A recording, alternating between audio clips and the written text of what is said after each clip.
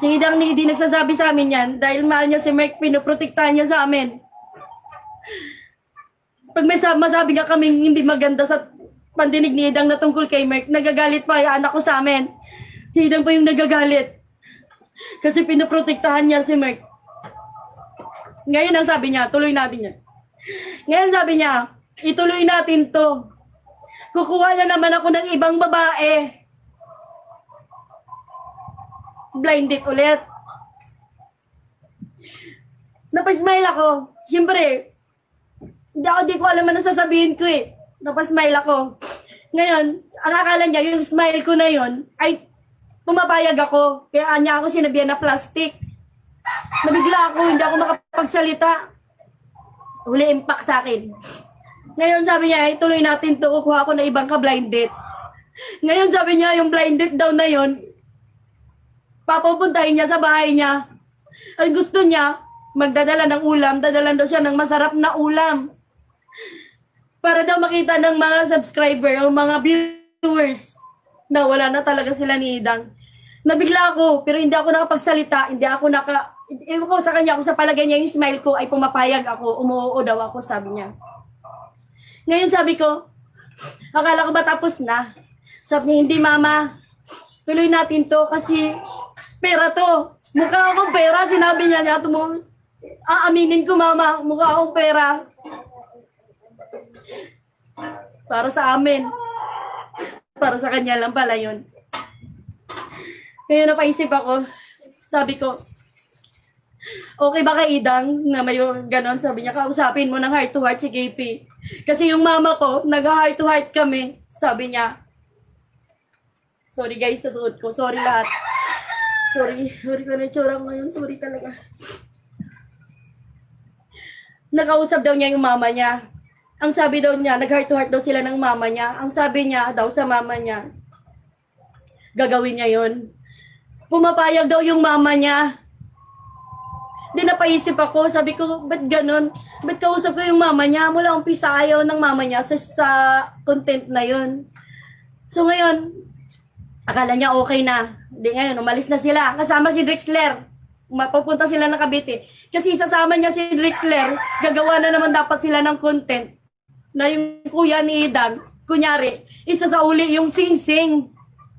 Ganon yun. Kaya sinama niya si Drexler. Ngayon, kinausap ko si Idang, sabi ko, Dang, akala ko ba tapos na? Sabi ni Idang, oo mama, masaya yung anak ko, masaya. Sabi niya, oo mama, tapos na to. Matatapos na to. Magtatagaytay kami ni Merck. Ang dami niyang sinabing magaganda. Tatagaytay kami, hindi muna kami mag-vlog. Kami munang dalawa. Sabi kay, Dang, hindi ganon ang sinabi ni Merck. Sabi ni Merck, itutuloy daw to hanggang 20. Umayag ka daw at kukuha na naman siya ng ibang blind date. Ngayon yung anak ko, nabigla. Tinawagan siya ngayon habang nagbibiyahe sila papuntang Cavite kasama si Kuya Drexler niya. Tinawagan niya si Merck. Sabi niya, grabe naman yung ginawa mo. Akala ko ba tama na? Gumanon siya, sabi niya. Binura niya si Merck kaya pinatayan siya. Binatayan niya binlock niya si Merck agad. Tapos, naka-block din sa akin.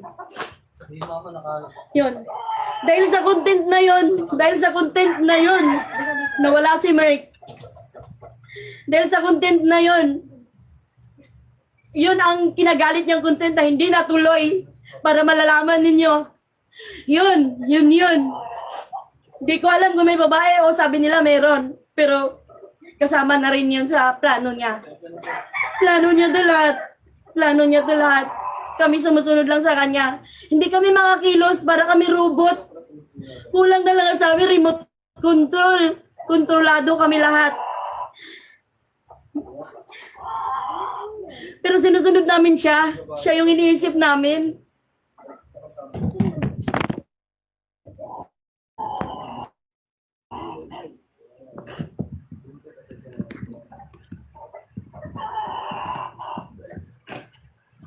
Sorry guys, nahulog.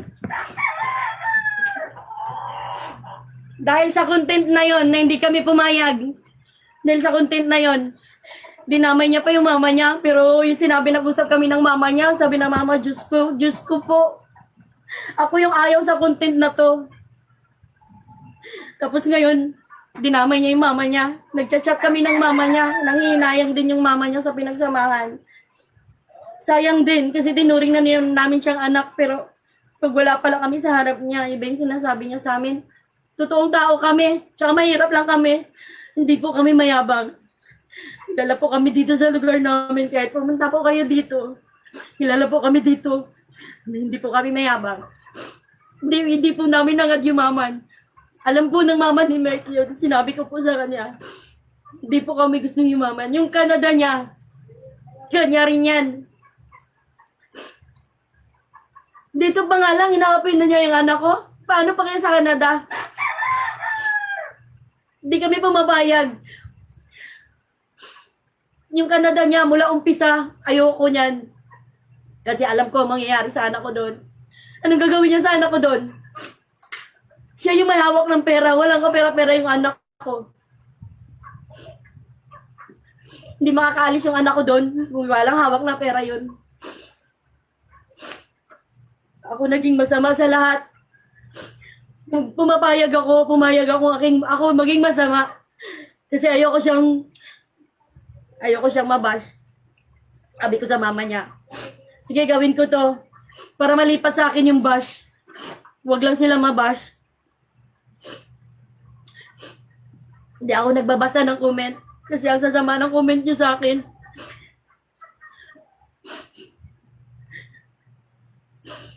Pero ngayon, nagsalita na yung anak ko. Masaya na ako. Masaya na kami. Umiiyak pa rin ako. Umiiyak ako kasi sobrang sakit. Sakit din. Kung anong naramdaman ng sakit ng anak ko ngayon, dudubli ako. Dumubli sa akin. Kasi ako yung pumapayag. Mali pala ako.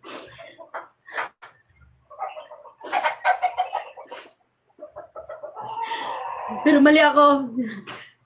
Mali ako sa tingin ninyo. Excuse me, Sorry, guys. sorry, Excuse sorry me, talaga. Excuse Sorry. me, guys. Excuse me, guys. Guys, excuse me. Excuse me. Guys, kausap ko ngayon si Head Turner. Head Turner, kausap ko si Boss John. Head Turner. Ito po yung naging controversial din sa issue noon. Siya po na isa rin po sa kaibigan po, barkada namin ni Mark. Mami, huwag kang umiyak. Ni Derek Ulo.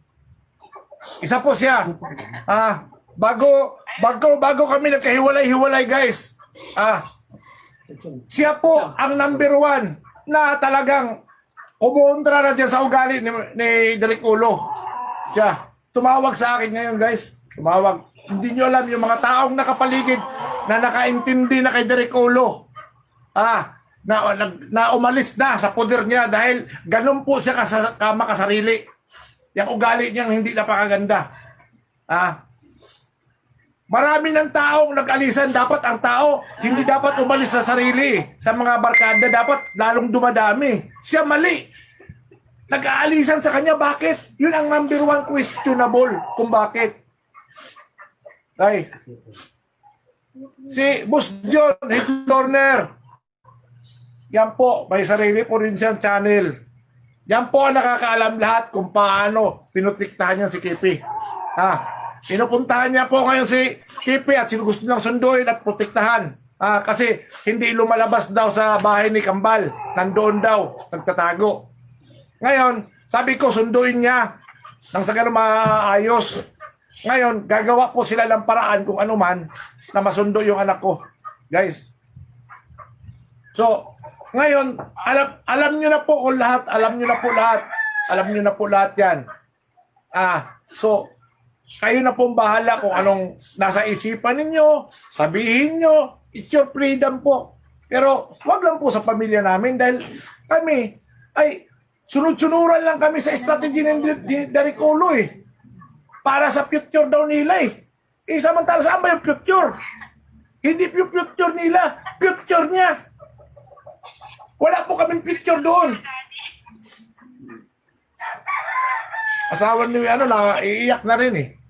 Future niya yon, hindi sa amin. Kita nyo naman kung paano mag-handle. Pero sumuporta kami. Itong mga tao na to, napakamahal namin to guys. Nagulat na lang ako. Tumiwalay. Nagkaroon pa ng problema bago paghiwalay. Bakit? Ayaw namin maniwala sa kanya eh. Nandun yung suporta namin kay Mark eh, pero sila humiwalay. Ngayon, hindi na po napigilan. Ayaw na kasi namin maniwala sa kanya. Dahil napaikot kami ni Derek Ulo. Intindi yan, matindi talaga yan, totoo yan. Tama yung sinasabi ni Makagago. Ang director talagang ulo niya. Totoo yan. Kaya lang sana, kaya Sige na guys. kaya mo hindi pupuntahan na. Cut na muna natin ito. Pag-text mo na si Mami, eh, hindi na pupunta na natin. Pupuntahan